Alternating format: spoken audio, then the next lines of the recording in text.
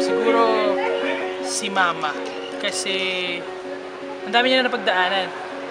Grade 6 pa lang ako, nag-retire na siya sa trabaho kasi retirement na.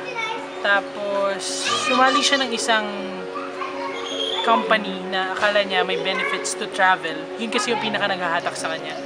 Tapos scam pala. So we lost a big amount of money na nag-cost pa nung mayoma niya.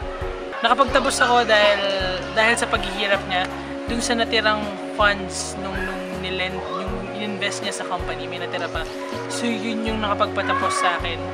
Sobrang hirap ng buhay nung nag-aaral ako kasi parang sinasangla ko yung cellphone ko para magkabaon or magkapera kami. Nangihiram kami, nangunguta kami, nabaon kami sa utang nun. Sobrang lungkot lang sa part namin na magkapatid na nakikita namin nagkakagalon si Mama kasi wala kaming pera or wala kaming budget.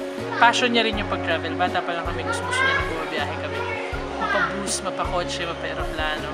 Kung gusto ko talaga siyang bigyan ng isang gift, yun talaga yung vacation na may enjoy niya, nature, dagat. Though hindi naman siya ganun kahilig ng swimming, pero gusto niya na talaga nasa dagat. Simple joy na yun na makakita ng nature ng dagat, na panibagong creation ni Lord, na na-amaze lang siya. So parang siya yung pinaka-worthy makapag-travel para sa akin sa buhay.